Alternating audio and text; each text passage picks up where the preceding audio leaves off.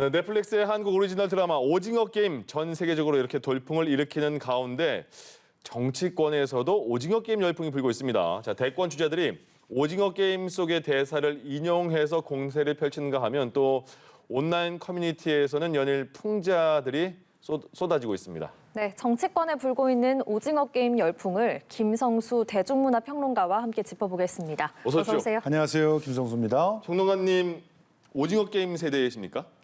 그렇죠. 어릴 때요? 네, 7, 80년대에 유행하던 골목에서의 어린이 놀이. 이게 전 세계를 뒤흔드는 강력한 컨텐츠가 될지 누가 알았겠습니까? 예. 네. 이번에 오징어 게임 보셨잖아요. 예.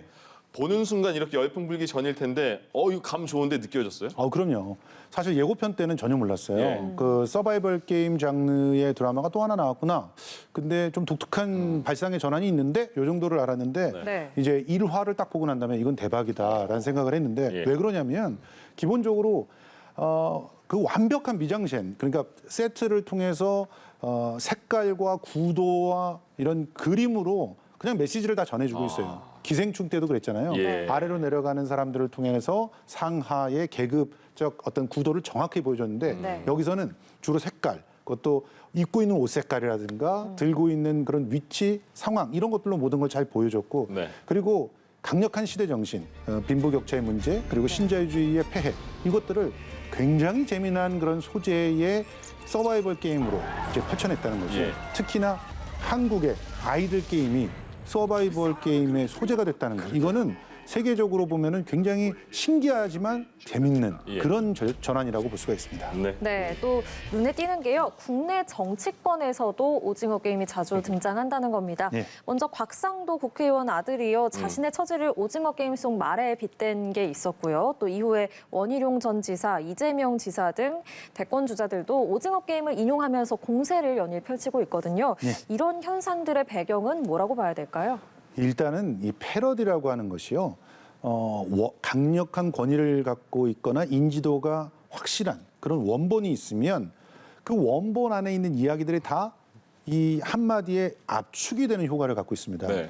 정치인들은 짧은 말로 자기가 원하고 있는 그런 내용을 전달해야 되잖아요. 그럴 때 이런 패러디들을 적절하게 이용하면 길게 설명을 할 필요가 없어요. 네. 그냥 오징어 게임 딱 하면 그 게임에서 빚어진 모든 갈등과 스토리들이 한 번에 압축이 돼서 이렇게 빈부격차가 있는 계급사회이면 안 되지. 룰이 한쪽에만 유리하면 안 되지. 이런 것들이 다 압축이 돼버리거든요. 그러니까 곽상도 의원 아들 같은 경우도 나는 그저 거기 초록색 옷을 입고 있었던 네. 사람에 불과하다, 말이다 이렇게 얘기하면은 나머지 것들이 다 이해가 되는 그런 상황이 만들어지는 거고. 그게 시작인 것 같아요. 그렇죠. 그러니까 이제 그런 비유가 적절하냐 하는 그런 반발이 또 일어나게 되고 네. 그러면서 더 적절한 비유들을 찾아나가는 그런 상황들이 정치권 안에서 펼쳐지게 되는데 이것이 예. 전부 패러디가 갖고 있는 굉장한 매력과 그리고 그걸 통해서 얻을 수 있는 효과라고 보실 수 있습니다. 네, 또 정치인들이 패러디를 활용해서 공세뿐만 아니라 홍보를 하는 경우도 있습니다. 그렇죠. 네, 허경영 대표의 경우에는요, 오징어 게임을 인용해서 허경영 토론 게임을 개최하겠다 이렇게 정책 홍보를 하고 있고요. 네.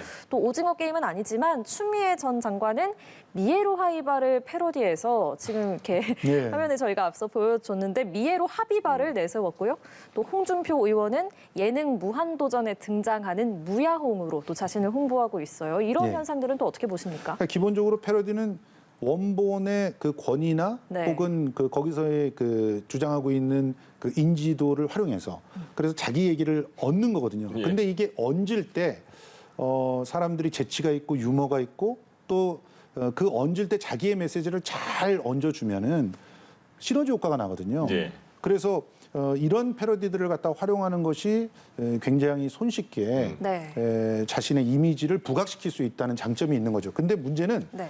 이걸 잘해야 되거든요. 맞아요. 그러니까 원본이 어떤 얘기를 하는지를 잘 파악하고 있어야 되고 그리고 그것을 자기의 어떤 메시지와 함께 얹었을 때 진짜 시너지가 나는지를 두루두루 확인해보고 예. 선택을 해야 돼요. 네. 그런 측면에서 우리 윤석열 후보가 했던 그 엉덩이 탐정의 네. 그 패러디 같은 경우는 적절하진 않았다. 아. 그냥 외모를 보고 선택을 했던 걸로 생각되는데 예. 이 엉덩이 탐정의 그런 이야기라든가 또 그것이 소통되고 있는 곳이 주로 초등학생 저학년 이하의 아이들한테 소통되고 있었기 때문에 예. 적절하지 못했다는 얘기들이 나오는 것입니다. 아. 예. 그러니까 타겟층도 명확해야 되고 그렇죠. 메시지도 명확하게 되고 예. 그리고 또 하나가 재미는 있을 때 너무 과하진 않아야 될 것 같아요. 그렇죠. 어울리지 않게. 예. 그 어떤 지금 그럼 보시는 그 포스터 중에서 어느 게 눈에 띕니까?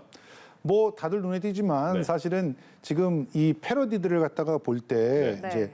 표현이 참실하다라고 하는 것의 기준이 있어요. 네. 그 기준이 지금 미에로 하비바 같은 경우 굉장히 참신한 그런 선택이었는데 이게 엉덩이 탐정이고요. 원래 그 상품이 갖고 있는 것은 주로 20대 여성들의 특히나 상당히 외모를 갖다가 좀 아름다워지고 싶어하는 사람들의 마음을 이렇게 건드렸던 그런 제품이었는데 예. 이게 시대가 바뀌면서 사실은 그 의미가 좀 부정적으로까지 생각되고 있었던 시기예요. 네네. 그런데 이것을 뒤집으면서 오히려 그 옛날의 향수를 끄집어 오고 그 원래 의미를 살려서 그것을 개혁에다가 딱 붙인 거거든요. 예. 네. 그러니까 이런 유머가 있으면서도 그 상품이나 권위에 대해서 정확하게 알고 있는 시도가 굉장히 필요하다 이렇게 말할 수가 있습니다. 그러네. 네, 이렇게 뭔가 패러디를 통해서 반전이 또 가능할 수도 있을까요?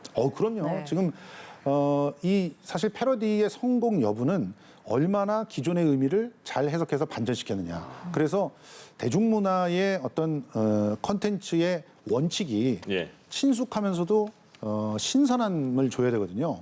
너무 신선하면은 그걸 뭐 받아들일 수가 없어요. 아, 그렇죠. 낯설고 맞아요. 그냥 불편해집니다. 네. 그런데 너무 친숙하면 뻔하거든요. 아. 근데 요 경계를 잘 가져가는 것이 바로 이 어떻게 보면 그 정치권에서는 정치 캠프의 창의력이 아닌가 그러네요. 그런 생각들이 드는데 예. 네. 그런 부분을 고민을 하면서 이걸 만들어야 되지 않을까 생각을 합니다. 네. 또 요즘에 이런 패러디물 그리고 풍자물 생산의 진원지를 보면요. 온라인 커뮤니티가 근원지인 경우가 많습니다. 네. 근데 옛날에 생각을 해보면 정치 풍자 하면 보통 코미디언들이 TV에 나와서 뭐 그런 프로그램에서 하는 그런 거를 떠올리기 마련인데 그런 거 떠올렸어요?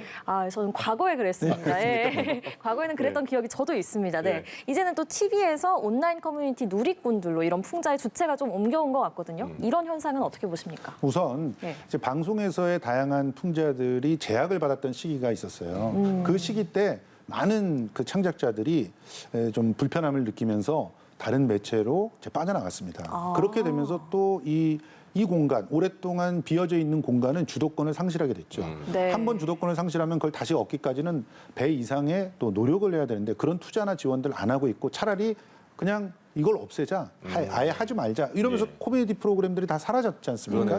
그리고 두 번째로 지금 현재는 매체 자체가 주도권이 넘어가 있는 상황이에요. 그러니까 네. 예전에는 그냥 다매체, 다채널 시대다 이 정도였는데 지금은 아예 1인 미디어의 시대다 이렇게 얘기하잖아요.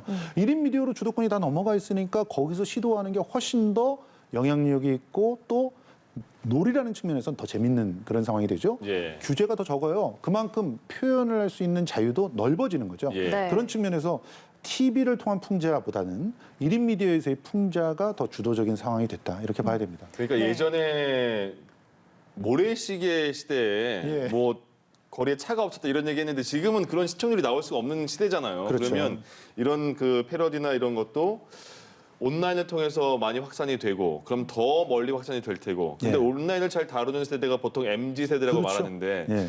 그들에게 소구력이 있게도 노력을 해야겠어요.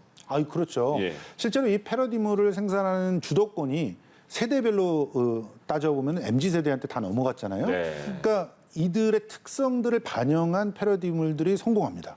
그리고 네. 그것이 더 널리 유통이 되니까 영향력을 또 갖게 예. 되잖아요. 그래서 저는 MZ세대는 아니지만 아유 누가 봐도 그렇습니다. MZ세대의 감수성을 좀 배우고 지켜야 되겠죠. 그렇지 않으면 제가 만드는 컨텐츠들이 사장될 수밖에 없잖아요. 영향력을 못 갖게 되잖아요. 그렇게 되면서 더더욱 MZ 세대를 배우자, MZ 세대를 알아야 된다. 네. 그들의 감수성이 무엇인가 이런 걸 따지게 됩니다. 예. 오징어 게임 같은 경우는 이 MZ 세대들의 기가 막히게 부응한 부분이 있는데 우선 그들은 어떤 부분이죠? 예. 이 게임 자체를 잘 몰라요. 아, 그러네요. 그러니까 굉장히 신선하게 접근해 들어가게 되죠. 예. 근데 표현하는 방식은 이 MZ 세대들이 굉장히 열광하는 인터넷 게임이라든가 혹은 또 그 미국 드라마들의 그런 비주얼과 표현을 그대로 갖고 있거든요. 네. 그러니까 솔직히 말해서 우리 MZ 세대가 오징어 게임을 반응하는 모습이 예. 지금 미국 소비자들이 오징어 게임에 반응하는 모습과 똑같아요. 그러니까 이런 부분들을 잘 파고들었기 때문에 네. 더더욱 이 MZ 세대는 오징어 게임 갖고 패러디를 해봐야 되겠다 이런 생각을 하는 거죠. 그런데 어설프게 이제 저희 세대들이 MZ 세대들이 오징어 게임 갖고 패러디를 많이 하니까 나도 이걸로 패러디를 하면 성공하겠지 이렇게 생각하는 순간 이제 망할 수가 있습니다. 오히려 왜 이렇게 MZ 세대가 반응했는지를 더 공부를 해야 되고 그 반응한 핵심 이유들을 잘 뽑아내서 굳이 이런 원본을 사용하지 않더라도 MZ 세대의 반응들을 이끌어낼 수 있는 자기가 잘 알고 있는 그런 원본들을 가져다 쓰면 더 효과가 있지 않나 그런 생각이 듭니다. 네, 그리고 또 MZ 세대 하니까 좀 생각이 드는 게요. 보통 우리가 젊은 층에 대해서는 정치적으로 좀 무관심하다. 뭐 이런 식으로 옛날에는 그런 어떤 고정관념이라고 해야 될까요? 그런 게 있었는데 요즘 MZ 세대들은 이런 정치적 패러디물, 풍자물을 어떤 세대보다도 즐기고 또 이걸 창조를 하고 만들고 그런단 말이에요. 예. 그러면 이걸 통해서 어떤 MZ 세대의 특징들을 유출해 볼 수 있을 것 같은데 어떨까요? 두 가지를 얘기할 수 있어요. 일단 MZ 세대는 밀레니얼 세대와 Z 세대가 이제 합해진 말인데 네. 밀레니얼 세대들은 상당히 정치적으로 깨어있는 세대입니다. 이 밀레니얼 세대에 어떤 일들이 있었는지 그들이 어떻게 자라왔는지를 보면은요. 네. 실제로 밀레니얼 세대는 90년대 대중문화의 빅뱅 속에서 태어났어요. 네. 그러니까 대중문화 콘텐츠들에 워낙 익숙한 그런 세대예요. 그리고 처음 태어날 때부터 PC와 함께 살았어요. 그리고 조금 자라나니까 손에 모바일 폰이 들리게 된 세대. 이런 세대이기 때문에 이들은 자기를 표현하고 그 표현된 것들을 가지고 서로가 공론회장에서 의견들을 교환하는 것이 굉장히 익숙한 세대고요. 네. 그러다 보니까 좀 더 가치 있는 것, 나만이 개성적으로 느낄 수 있는 것 이런 걸 찾아다니게 됐고 예. 그것 자체가 사실은 정체성을 찾는 과정이기 때문에 굉장히 이데올로기에 대해 민감한 세대예요. 그래서 밀레니얼 세대들의 그 소비들을 보면은 정말 가치지향적인 소비들을 많이 합니다. 네. 자, 이런 세대가 주도를 하고 있고요. 이 흐름들을. 그리고 또 한 가지가 이들은 이 어떤 특정한 장르들, 예를 들어 게임을 딱 선택해서 내가 즐긴다고 해도 이것을 게임을 즐긴다고 생각하지 않아요. 그러니까 모든 컨텐츠들이 콜라보 되었거나 혹은 통째로 통합적인 측면에서 자기한테 들어오는 거예요. 게임이든 드라마든 이런 걸 가리지 않고 네. 내가 재미있어 하는 모든 컨텐츠가 되는 겁니다. 네. 그러니까 이런 상황 속에서는요. 이런 상황 속에서는 뭐 예를 들어 나는 드라마 광이야, 나는 뭐 게임 광이야 이렇게 얘기하지 않고 예. 그리고 또 특히 이렇게 뭐 정치적인 어떤 사안들이 오더라도 그걸 정치로 받아들이지 않아요. 그냥 나한테는 컨텐츠일 뿐이에요. 오, 그러게요. 컨텐츠인데 예. 재밌어. 그러면 아무리 심각한 정치 이야기를 해도 재밌는 겁니다. 그래서 예능과 뭐 시사를 구분 안 해요. 예. 이제 이런 현상들 때문에 사실은 어떨 때 보면 전혀 정치적으로 무관해 보이는데 어떨 때 보면 너무나 정치적인 그런 발화들을 합니다. 예. 네. 이게 MZ세대의 특징이라고 봐야 돼요. 그래서 정치인들이 이들에게 다가갈 때 예. 나는 정치인입니다. 자, 품격 잡고 각 잡고 이렇게 다가가게 되면은 설득하기가 힘들어지죠. 예. 그리고 오히려 이제 편안하게 뭐 예능인든 뭐인든 모르지만 예. 저 사람 참 재밌어. 그러면 인기가 있게 되겠습니다. 그렇게 대표적으로 요즘 인기 있는 분 중에 하나가 이제 홍준표 대표가 아닌가 생각이 드는데 예. 무야홍이라고 하는 이 이미지는 무야홍. 예, 정치인가요, 예능인가요? 사실은 그게 구분이 없이 그냥 재밌는 네. 거죠. 그런 측면에서 이득을 보고 있다고 볼 수 있어서 앞으로는 이런 부분들을 아마 정치인들도 상당히 예. 많이 고민하면서 네. MZ세대들에게 다가가야 되지 않을까 생각합니다. 정치인들이 말은 지금 계속 MZ에게 다가간다 이렇게 말을 하는데 그렇죠. 저렇게 재밌는 풍자를 해놓고 만약에 누군가가 저 풍자를 놀려요. 예. 거기에 화내면 그것도 이상하잖아요.